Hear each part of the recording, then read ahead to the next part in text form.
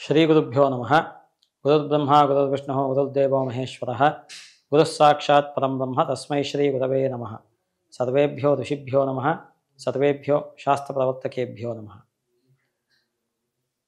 ಸಮಸ್ತ ವೀಕ್ಷಕರಿಗೆ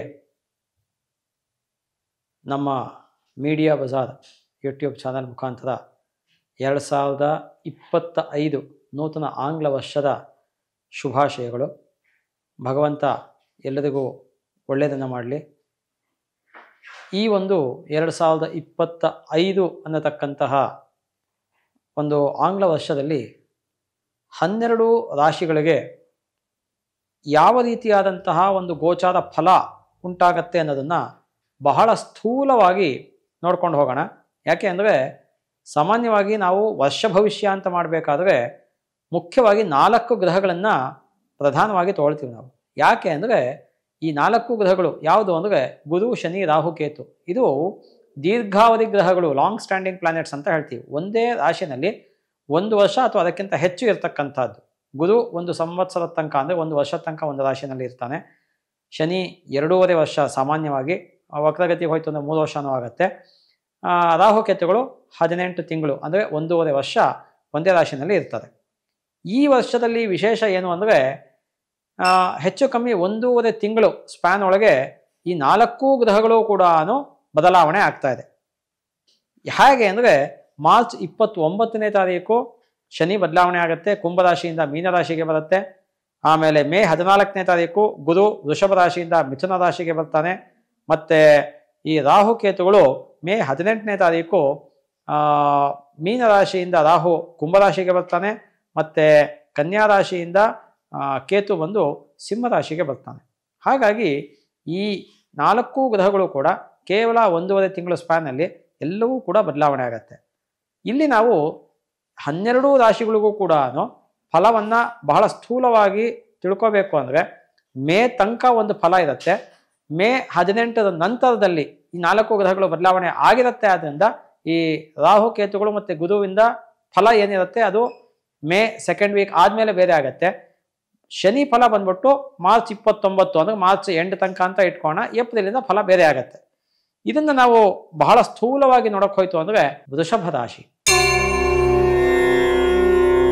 ಈ ವೃಷಭ ರಾಶಿಯವರಿಗೆ 2025 ವರ್ಷ ಫಲ ನೋಡ್ತು ಅಂದರೆ ನಾವು ಮೊದಲನೇದಾಗಿ ವೃಷಭ ರಾಶಿಯವರಿಗೆ ಜನ್ಮ ರಾಶಿನಲ್ಲೇನೆ ಗುರು ಇದ್ದಾನೆ. ಈ ಜನ್ಮ ರಾಶಿನಲ್ಲೇ ಗುರು ಇದ್ದಾಗ ಏನಾಗತ್ತೆ ಅಂದರೆ ಸದ್ಯದ ಪರಿಸ್ಥಿತಿನಲ್ಲಿ ಅಂದರೆ ಮೇ ತನಕ ಅವರಿಗೆ ವಿನಾಕಾರಣ ಬಂಧು ಮಿತ್ರದಲ್ಲಿ ಮನಸ್ತಾಪಗಳು ಉಂಟಾಗ್ತಕ್ಕಂಥದ್ದು, ಇಲ್ಲ ಕಲಹ ಉಂಟಾಗ್ತಕ್ಕಂಥದ್ದು, ಮತ್ತು ಸಣ್ಣ ಪುಟ್ಟ ಪ್ರಯಾಣಗಳು ಉಂಟಾಗ್ತಕ್ಕಂಥದ್ದು, ಮತ್ತು ಚಿಂತೆ ಉಂಟಾಗ್ತಕ್ಕಂಥದ್ದು, ದೈಹಿಕವಾಗಿ ಅನಾರೋಗ್ಯ ಉಂಟಾಗ್ತಕ್ಕಂಥದ್ದು, ಅಧಿಕ ಧನ ವ್ಯಯ ಉಂಟಾಗ್ತಕ್ಕಂಥದ್ದು, ಏನೋ ಒಂದು ರೀತಿಯಾದಂತಹ ಭಯ ಕಾಡ್ತಕ್ಕಂಥದ್ದು ಅಥವಾ ಚಿಂತೆ ಕಾಡ್ತಕ್ಕಂಥದ್ದು ಅನ್ನೋದು ಸೂಚಿತ ಆಗುತ್ತೆ. ಅದೇ ಗುರು ಬದಲಾವಣೆ ಆಯಿತು ಅಂದರೆ 2ನೇ ಮನೆಗೆ ಬರ್ತಾನೆ ಮೇ 14ರ ನಂತರ. ಆಗ ಗುರು ಬಲ ಅನ್ನೋದು ಬರುತ್ತೆ.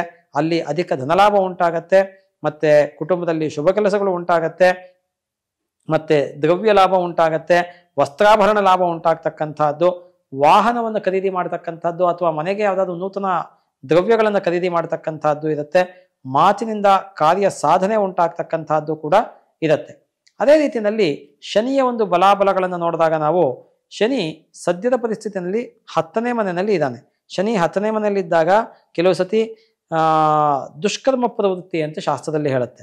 ಮತ್ತೆ ಮಾನಭಂಗ ಉಂಟಾಗ್ತಕ್ಕಂಥದ್ದು, ಅನಾರೋಗ್ಯ ಉಂಟಾಗ್ತಕ್ಕಂಥದ್ದು, ಆದರೆ ಸ್ಥಾನ ಲಾಭ ಉಂಟಾಗ್ತಕ್ಕಂಥದ್ದು, ವಿದ್ಯೆ ಮತ್ತು ಕೀರ್ತಿ ಲಾಭ ಉಂಟಾಗ್ತಕ್ಕಂಥದ್ದು, ದ್ರವ್ಯ ನಷ್ಟ ಉಂಟಾಗ್ತಕ್ಕಂಥದ್ದು, ಅದೇ ರೀತಿಯಲ್ಲಿ ಹೊಟ್ಟೆಯ ಭಾಗದಲ್ಲಿ ಸ್ವಲ್ಪ ತೊಂದರೆ ಉಂಟಾಗ್ತಕ್ಕಂಥದ್ದು, ಮತ್ತು ಉದ್ಯೋಗದಲ್ಲಿ ತೊಂದರೆ ಉಂಟಾಗ್ತಕ್ಕಂಥದ್ದು ಕೂಡ ಆಗತ್ತೆ. ಅದೇ ರೀತಿಯಲ್ಲಿ ಈ ಒಂದು ವೃಷಭ ರಾಶಿಯವರಿಗೆ ನಾವು ಏನು ಶನಿ 10ನೇ ಮನೆಯಲ್ಲಿ ಇರ್ತಾನೆ, ಆಗ ತಂದೆ ಅಥವಾ ತಾಯಿಗೆ ತೀವ್ರ ಅನಾರೋಗ್ಯ ಉಂಟಾಗ್ತಕ್ಕಂತಹ ಪಾಸಿಬಿಲಿಟಿ ಕೂಡ ಇರುತ್ತೆ. ಇನ್ನು ಶನಿ ಬದಲಾವಣೆ ಆದಾಗ ಲಾಭಸ್ಥಾನಕ್ಕೆ ಬರ್ತಾನೆ ಮಾರ್ಚ್ 29ರ ನಂತರದಲ್ಲಿ. ಸೊ ಹಾಗಾಗಿ ಮಾರ್ಚ್ 29ರ ನಂತರ ಈ 2025 ವರ್ಷ ಪೂರ್ತಿ ಕೂಡ ಅವರಿಗೆ ನಾನಾ ವಿಧವಾದಂತಹ ಧನಲಾಭ ಉಂಟಾಗ್ತಕ್ಕಂಥದ್ದು, ಕೀರ್ತಿ ಉಂಟಾಗ್ತಕ್ಕಂಥದ್ದು, ಮತ್ತು ಧನ ಲಾಭ ಅಷ್ಟೇ ಅಲ್ಲದೆ ಅವರಿಗೆ ವಿಶೇಷವಾದಂತಹ ದ್ರವ್ಯ ಲಾಭ ಉಂಟಾಗ್ತಕ್ಕಂಥದ್ದು, ವಸ್ತ್ರಾಭರಣ ಲಾಭಗಳು ಉಂಟಾಗ್ತಕ್ಕಂಥದ್ದು ಕೂಡ ಇರುತ್ತೆ. ಉದ್ಯೋಗದಲ್ಲಿ ಬಡ್ತಿ ಉಂಟಾಗ್ತಕ್ಕಂಥದ್ದು ಅಂದರೆ ಪ್ರಮೋಷನ್ಸ್ ಉಂಟಾಗ್ತಕ್ಕಂಥದ್ದು ಅಥವಾ ಇನ್ಕ್ರಿಮೆಂಟ್ಸ್ ಆಗ್ತಕ್ಕಂಥದ್ದು, ಇವೆಲ್ಲವನ್ನೂ ಕೂಡ ಈ ವೃಷಭ ರಾಶಿಯವರು ಶನಿಯ ಒಂದು ಗೋಚಾರ ಫಲದಿಂದ ಕಾಣಬಹುದು. ಅದೇ ರೀತಿಯಲ್ಲಿ ರಾಹು ಸದ್ಯದ ಪರಿಸ್ಥಿತಿಯಲ್ಲಿ ಲಾಭ ಸ್ಥಾನದಲ್ಲಿದ್ದಾನೆ. ರಾಹು ಲಾಭದಲ್ಲಿ ಇದ್ದಾಗ ಧನಲಾಭ ಆಗತ್ತೆ, ಮತ್ತೆ ದ್ರವ್ಯ ಪ್ರಾಪ್ತಿ ಆಗತ್ತೆ, ಮತ್ತೆ ಸಂತಾನದ ಚಿಂತೆನೂ ಸ್ವಲ್ಪ ಮಟ್ಟಿಗೆ ಇರುತ್ತೆ, ಆದರೆ ಅಧಿಕ ಸುಖ ಪ್ರಾಪ್ತಿ ಆಗತ್ತೆ. ಅದೇ ರಾಹು 10ನೇ ಮನೆಗೆ ಬಂದಾಗ ಅಂದರೆ ಈ ಒಂದು ರಾಹು ಮೇ 18 ಬದಲಾವಣೆ ಆಗ್ತಾನೆ. ಆಗ ಉದ್ಯೋಗದಲ್ಲಿ ಪ್ರಗತಿ ಉಂಟಾಗ್ತಕ್ಕಂಥದ್ದು, ದ್ರವ್ಯ ನಷ್ಟ ಆಗತ್ತೆ, ಸ್ವಲ್ಪ ಮಟ್ಟಿಗೆ ಲಾಭ ಉಂಟಾಗತ್ತೆ, ನೂತನ ಉದ್ಯಮವನ್ನ ಅಥವಾ ವ್ಯಾಪಾರವನ್ನು ಮಾಡತಕ್ಕಂತಹ ಒಂದು ಮನಸ್ಸು ಉಂಟಾಗತ್ತೆ, ಅಲ್ಲಿ ಅನುಕೂಲ ಕೂಡ ಉಂಟಾಗತ್ತೆ. ಅದೇ ರೀತಿಯಲ್ಲಿ ಭಯ ಉಂಟಾಗತಕ್ಕಂತಹದ್ದು, ವಿನಾಕಾರಣ ಬಂಧು ಮಿತ್ರರಲ್ಲಿ ಜನಗಳಲ್ಲಿ ವೈರ ಅಥವಾ ಮನಸ್ತಾಪ ಉಂಟಾಗ್ತಕ್ಕಂಥದ್ದು ಕೂಡ ಉಂಟಾಗತ್ತೆ. ಕೇತು ಸದ್ಯದ ಪರಿಸ್ಥಿತಿಯಲ್ಲಿ ಪಂಚಮದಲ್ಲಿ ಇದ್ದಾನೆ.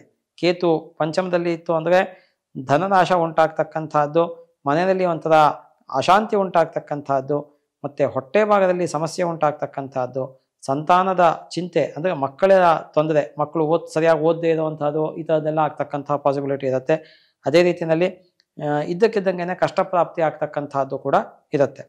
ಇನ್ನು ಈ ಕೇತು ಬದಲಾವಣೆ ಆದಮೇಲೆ ಚತುರ್ಥ ಸ್ಥಾನಕ್ಕೆ ಬರ್ತಾನೆ ವೃಷಭ ರಾಶಿಯವರಿಗೆ. ಚತುರ್ಥಕ್ಕೆ ಬಂದಾಗ ಅಲ್ಲಿ ಯಾವುದೋ ಒಂದು ಆಕ್ಸಿಡೆಂಟ್ ಆಗ್ತಕ್ಕಂತಹ ಒಂದು ಯೋಗ ಇರುತ್ತೆ ಅವರಿಗೆ, ಅಥವಾ ವಾಹನದಿಂದ ನಷ್ಟ, ವೆಹಿಕಲ್ಸ್ ಎಲ್ಲೋ ಕೆಟ್ಟೋಗುವಂಥದ್ದು, ಅದರಿಂದ ಅಧಿಕ ಧನ ವ್ಯಯ ಉಂಟಾಗ್ತಕ್ಕಂತಹದ್ದು, ಮತ್ತೆ ತಾಯಿಗೆ ಅನಾರೋಗ್ಯ ಉಂಟಾಗ್ತಕ್ಕಂತಹದ್ದು, ಪ್ರಯಾಣದಲ್ಲಿ ತೊಂದರೆ ಉಂಟಾಗ್ತಕ್ಕಂತಹದ್ದು, ಸ್ಥಾನಚ್ಯುತಿ ಉಂಟಾಗ್ತಕ್ಕಂತಹದ್ದು, ಕಲಹ ಅಥವಾ ದುಃಖ ಉಂಟಾಗ್ತಕ್ಕಂಥದ್ದು, ಇವೆಲ್ಲವೂ ಕೂಡ ಇರುತ್ತೆ. ಹಾಗಾಗಿ ಈ ವೃಷಭ ರಾಶಿಯವರು ಕೂಡ ಇಲ್ಲಿ ಈ ಒಂದು ಸಂವತ್ಸರವನ್ನು ನೋಡಿದಾಗ ನಾವು ಮೊದಲ ಭಾಗದಲ್ಲಿ ಅವರಿಗೆ ಗುರುಬಲ ಇಲ್ಲದೆ ಹೋದ್ರೂ ನಂತರದಲ್ಲಿ ಗುರುಬಲ ಬರುತ್ತೆ, ಅನಂತರ ಶನಿಬಲ ಕೂಡ ಇರುತ್ತೆ. ಅದರಿಂದ ಸುಮಾರು ಶುಭ ಫಲಗಳನ್ನ ಕಾಣತಕ್ಕಂತಹ ಪಾಸಿಬಿಲಿಟಿ ಈ ವೃಷಭ ರಾಶಿಯವರಿಗೆ ಇದೆ. ಹಾಗಾದ್ರೆ ವೃಷಭ ರಾಶಿಯವರು ಫಸ್ಟ್ ಏನು ಮಾಡ್ಕೋಬೇಕು ಶಾಂತಿಯನ್ನ ಅಥವಾ ಪರಿಹಾರವನ್ನ ಅಂತ ಕೇಳ್ತು ಅಂದ್ರೆ, ಈ ವೃಷಭ ರಾಶಿಯವರು ಮೊದಲಿಗೆ ಸದ್ಯದ ಪರಿಸ್ಥಿತಿಯಲ್ಲಿ ಗುರುಶಾಂತಿಯನ್ನು ಮಾಡ್ಕೊಳ್ತಕ್ಕಂಥದ್ದು, ಅಂದರೆ ಮೇ ಒಳಗೆ ನಾ ಹೇಳ್ತಿರ್ತಕ್ಕಂಥದ್ದು. ಆಮೇಲೆ ಈ ಮೇ ಒಳಗೆ ಏನಿದೆ ಅಲ್ಲಿ ಗುರುಶಾಂತಿ ಶನಿ ಶಾಂತಿಯನ್ನು ಮಾಡ್ಕೊಳ್ತಕ್ಕಂಥದ್ದು. ಅನಂತರದಲ್ಲಿ ಅವರು ಈ ಒಂದು ಕೇತು ಶಾಂತಿಯನ್ನು ಮಾಡ್ಕೊಳ್ತಕ್ಕಂಥದ್ದು ಸೂಕ್ತ. ಮತ್ತು ವಿಶೇಷವಾಗಿ ಹಸುವಿಗೆ ಆಹಾರವನ್ನು ಕೊಡ್ತಕ್ಕಂಥದ್ದು, ಪಶು ಪಕ್ಷಿ ಪ್ರಾಣಿಗಳಿಗೆ ಆಹಾರವನ್ನು ಕೊಡ್ತಕ್ಕಂಥದ್ದು, ಯಾರು ಕಷ್ಟದಲ್ಲಿ ಇರ್ತಾರೆ ಅವರಿಗೆ ಸಹಾಯವನ್ನು ಅಥವಾ ಸೇವೆಯನ್ನು, ನಿಮ್ಮ ಕೈಲಿ ಆಗ್ತಕ್ಕಂತಹ ಸೇವೆ ಅಥವಾ ಸಹಾಯವನ್ನು ಮಾಡ್ತಕ್ಕಂಥದ್ದು ಬಹಳ ಸೂಕ್ತ ಆಗಿರುತ್ತೆ. ಈ 2025 ಅನ್ನತಕ್ಕಂತಹ ವರ್ಷ ಎಲ್ಲರಿಗೂ ಕೂಡ ಒಂದು ಒಳ್ಳೆಯ ಒಂದು ಫಲವನ್ನು ಕೊಡಲಿ ಅಂತ ಭಗವಂತನಲ್ಲಿ ನಾವು ಕೂಡ ಪ್ರಾರ್ಥನೆ ಮಾಡ್ತೀವಿ. ಸರ್ವೇ ಸುಜನಾ ಸುಖಿನೋ ಭವಂತು, ಸಮಸ್ತ ಸನ್ಮಂಗಳಾನಿ ಭವಂತು.